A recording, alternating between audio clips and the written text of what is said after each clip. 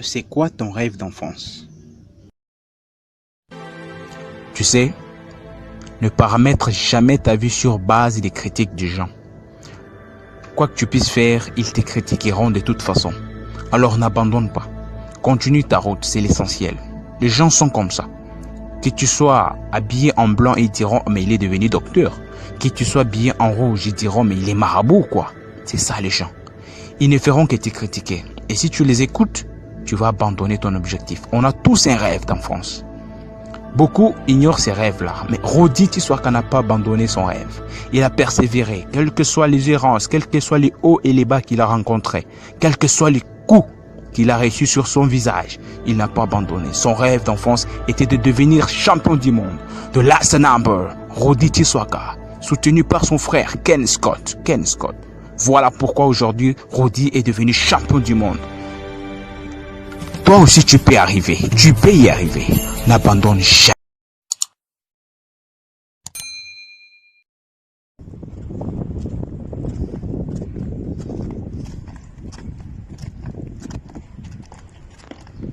Mon nom est Rodi Tissoaka, natif de la ville de Goma, grandi dans la capitale Kinshasa, en République démocratique du Congo, au cœur de l'Afrique. Je suis combattant des arts martiaux mixtes, le MMA, Mixed Martial Art. Tout a commencé comme un rêve dans la commune de Lantsele, en Passa plus précisément, où j'ai été initié à faire le karaté Shotokan, sous le feu maître Kapuku. Nous avons évolué avec le karaté jusqu'à ce que les arts martiaux sont devenus une passion pour nous. On a fait un switch du Shotokan vers le kickboxing. Et puis après, la vie nous a conduit là où elle nous a conduit. Nous sommes allés de la RDC pour d'autres pays, Madagascar, Burundi, Rwanda, Tanzanie. Et ensuite, nous sommes rentrés à Kinshasa avec beaucoup plus d'expérience dans le domaine du sport. Ah ouais, c'était très cool. Et je vous dirai pas trop, vous allez découvrir. Et je n'avais pas de rêve de devenir champion du monde, champion d'Afrique ou quoi que ce soit. Je faisais le sport pour le plaisir de le faire. Mais maintenant, je suis devenu quelqu'un de très déterminé à devenir champion du monde. J'ai compris que le sport peut nous aider à faire beaucoup de choses. Le sport peut nous aider non seulement à nous défendre, mais on peut frapper des gens, mettre des gens KO et trouver de l'argent après avoir mis des gens KO. Alors je me suis dit pourquoi pas, ça c'est une passion pour moi, faire le sport c'est une passion pour moi. Alors comme c'est une passion, je vais utiliser cette passion au lieu de me réveiller chaque matin, aller dans un bureau, prendre un stylo, écrire, remplir de papier. Ça devient tellement ennuyant que je me suis dit non, pourquoi travailler pour quelqu'un? Je vais travailler pour moi-même. Je travaille pour moi-même, pour ma carrière. Et par après, je vais créer mon propre business comme tous ces grands combattants de MMA. Conor McGregor, John Jones, Khabib, Anderson Silva et tout le reste. Pourquoi pas? Un jour, je ne savais pas que le MMA existait. Un jour, je regardais la télé, là j'étais encore au Kenya. J'ai vu des gens combattre dans une cage. Je me suis dit, mais ça c'est quel genre de sport? Ils étaient pieds nus avec des gants, des petits gants. Et c'était une promotion du MMA en Arabie Saoudite qui s'appelait Desert Force. Ça a commencé à m'intéresser. Je me suis dit, mais moi aussi je peux combattre dans une cage. Pourquoi pas moi? Je ne manque de rien pour combattre dans une cage. Je voyais, il y avait des striking, il y avait du pied-point, donc coup de pied, coup de poing, il y avait de saisie, il y avait de balayage, il y avait des amenés au sol, il y avait des percussions au sol. Je me suis dit, mais ça c'est tout nouveau ça. Et après, quand j'ai vu le film de Hang Bak de Tony Jaa, je me suis dit, mais ça c'est une façon de se battre qui est tellement différente. Et là c'était du Muay Thai. Dans mon pays, il n'y avait pas du Muay Thai. En RDC, il n'y avait pas de Muay Thai à l'époque. Je me suis dit, je dois apprendre ça. Et grâce à Dieu, je suis arrivé à Dubaï, aux Émirats Arabes Unis. J'ai essayé d'approfondir un peu du Muay Thai avec quelques Malaisiens que j'ai connus sur place. J'ai fait un peu du BJJ, du Jiu-Jitsu brésilien. Et en mon retour au Rwanda, j'ai rencontré quelques judokas avec lesquels on a travaillé. Puis après, je suis rentré dans mon pays, en RDC.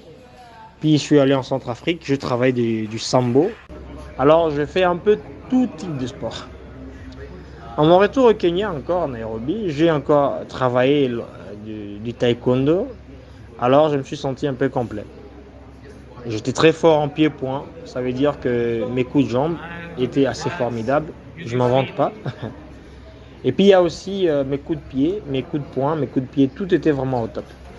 Mais mon niveau de grappling du combat au sol n'était pas très efficace. Je dis, il faudrait que j'apprenne du sol. J'ai fait des combats de Muay Thai, j'ai gagné au Kenya, j'ai gagné en kickboxing en Centrafrique. Voilà, la vie a continué. Et je me suis dit, ça, c'est mon nouveau rêve. Mon nouveau rêve, c'est de franchir des limites nationales et devenir champion du monde. C'était le rêve que j'ai porté en moi d'ailleurs. Je me suis dit, comme je n'ai rien à offrir au monde, tout ce que je peux offrir, c'est mon talent. Alors je dois affûter mon talent, devenir parfait, ne montrer aucun signe de fatigue et aller jusqu'au bout de mes rêves. C'est ainsi que le voyage a commencé. J'ai commencé à bouger d'un pays à un autre, sans argent, sans moyens, sans grand soutien. Je me souviens, mon plus grand soutien de tout le temps, c'est mon ami qui est aux États-Unis, Daniel Ryan Moats. Dano Moats, un Américain de Détroit, qui vit actuellement au Texas. C'est lui qui m'a filé une perche. Il m'a toujours soutenu. C'est quelqu'un de très extraordinaire.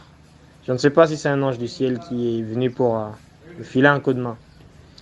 Dano est arrivé dans ma vie et voilà, tout est parti comme ça et il a commencé à me soutenir financièrement jusqu'à ce que je suis arrivé au niveau de Khartoum au Soudan pour arriver à faire un combat de Fight Night de Muay Thai. Malheureusement, le Covid a fait en sorte que le championnat n'a pas eu lieu. C'était une période de descente aux enfers. Je galérais pendant 4 mois à peu près. Et j'ai trouvé une voie de sortie pour quitter le Soudan et arriver en Égypte. Je suis actuellement en Égypte en préparation pour d'éventuels événements. Au moins ici, il y a beaucoup de promotions de MMA. Il y a Galana Jack, Galana Exclusive Group, une promotion de MMA assez impressionnante, très sérieuse, professionnelle. Il y a aussi EFC, Evolution, EFC, Egyptian Fighting Championship. Il y a aussi AUFC, Arabic UFC, Ultimate Fighting Championship. Il y en a beaucoup de promotions. En tout cas, il y a aussi Monster Fighting Championship. Pas mal de promos MMA. Alors je me sens mieux. J'ai appris presque tout le style de combat. Je connais le karaté Shotokan, je fais le taekwondo, je fais de la lutte. Je fais du BJJ, Brazilian Jiu-Jitsu, je fais le Muay Thai, je fais le kickboxing, je fais le sambo, je fais la capoeira, je fais la lutte à livrer, la lutte libre, je fais la lutte olympique, je fais la boxe anglaise. Voilà, donc je suis complet dans les arts martiaux mixtes. Je ne me vante pas, mais c'est mon plus grand rêve. Retenez le jour d'aujourd'hui, je vais devenir champion du monde. L'avenir du MMA m'appartient.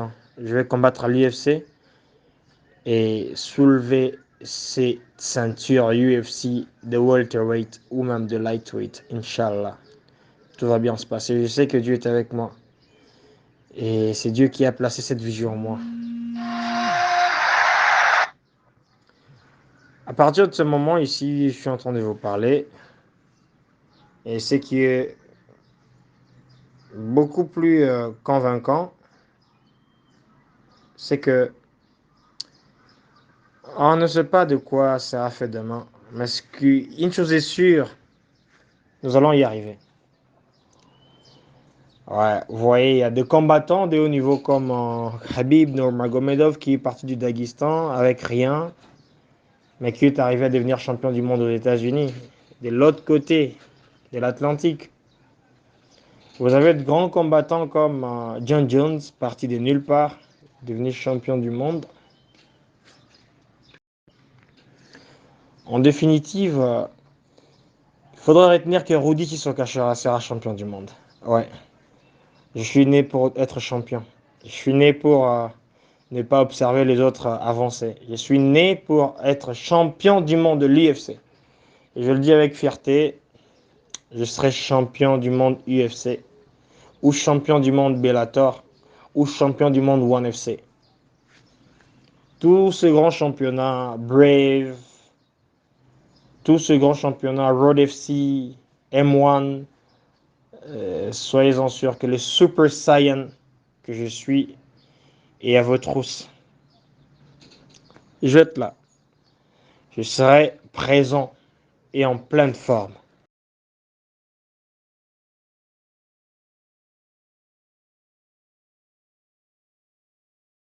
Mwana mboka, mwana Congo, biso totalaka RM Live TV, RM Live TV. Donc ne zappez pas, Timba, ne zappez pas. Donc tous à la scotcher, tous à la brancher, choupol. C'est mignon Abraham au Ponta de Lança, El Matador, Batekindo qui va somminana. Rachel Mambassa, l'énergie de la presse. From me to you. World Studio Record. Aujourd'hui je t'ai dit, passez là par ma mélodie.